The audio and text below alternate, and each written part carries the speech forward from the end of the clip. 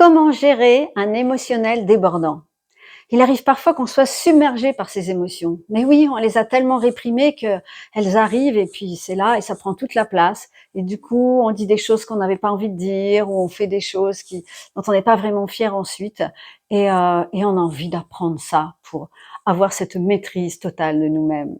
Bonjour, pour ceux qui ne me connaissent pas, je suis Valérie Richard, je suis coach en loi d'attraction et autrice de nombreux livres de développement personnel et aussi facilitatrice de biodanza.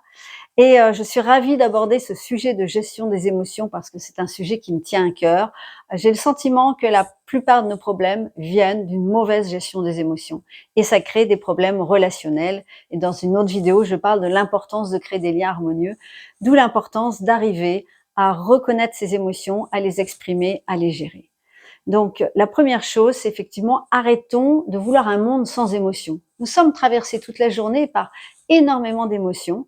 Euh, et puis tous les soirs, on prend une douche pour se laver, nettoyer son corps physique. Et on pourrait faire une douche émotionnelle. Se dire, ah ouais, aujourd'hui, j'ai ressenti un pincement au cœur, quelque chose là ou là, un blocage, quelque chose où j'étais mal à l'aise. Et de voir qu'est-ce qu'il y avait derrière, qu'est-ce que j'ai réellement ressenti. Donc la première chose, c'est de se dire, quelle est cette émotion?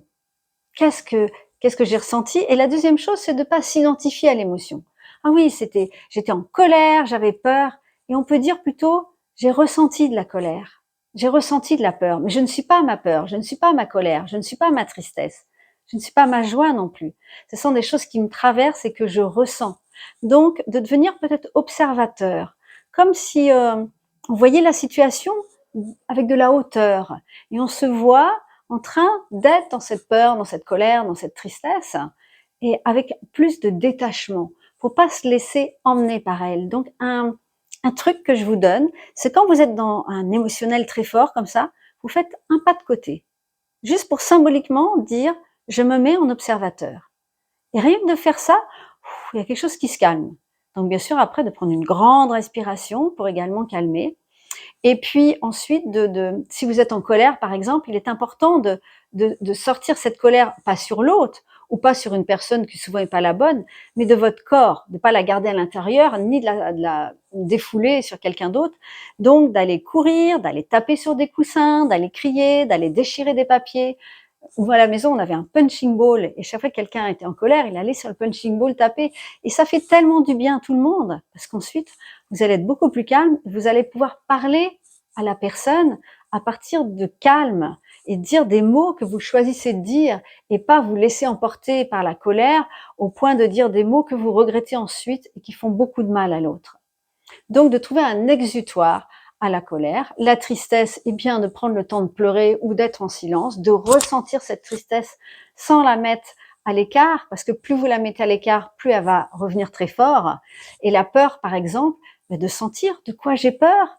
Et si vous avez peur de quelque chose, d'affronter votre peur en mettant d'autres choses en action pour vous préparer à cette nouvelle situation. On est tous traversés par énormément de peurs et c'est important de les reconnaître. La peur nous avertit qu'il peut y avoir un danger pour nous. Et, euh, et face à la peur, ce qu'on peut mettre, c'est le courage. Le courage n'est pas de ne pas avoir peur, c'est d'avoir peur et d'y aller quand même. Et puis, ce qui est important, c'est de transformer vos pensées. Parce que s'il y a un émotionnel débordant, ça veut dire que vous alimentez vos émotions par vos pensées. Donc si par exemple quelqu'un vous a dit quelque chose de désagréable, vous allez dire oui, mais il n'aurait pas dû dire ça et cela, et moi ça me rappelle mon père ou ma mère quand j'étais enfant qui me parlait mal et j'étais pas reconnue et je reproduis ça et c'est de ma faute ou c'est la faute de l'autre, et vous y pensez, vous alimentez vos émotions encore et encore. Donc il y a un moment, c'est dire stop à ce vélo intérieur, je maîtrise mes pensées, je prends du recul, je suis responsable de mon émotion, je reprends cette responsabilité. Et je vois ce qu'elle a à me dire. Qu'est-ce qui fait que j'ai ressenti cette émotion? C'est une situation qui s'est reproduite. La plupart des émotions viennent de l'enfance, c'est juste réactivé. Et aujourd'hui, qu'est-ce que j'ai envie? Aujourd'hui, je suis un ou une adulte, je peux réagir différemment, avec conscience, et non pilote automatique. Donc prendre le temps de sentir, ok, je ressens une émotion. Moi, j'aime beaucoup aller marcher dehors, faire quelques pas.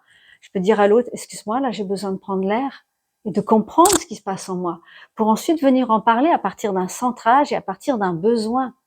j'ai ressenti de la colère parce que je me suis pas sentie écoutée et j'ai besoin là que tu m'écoutes.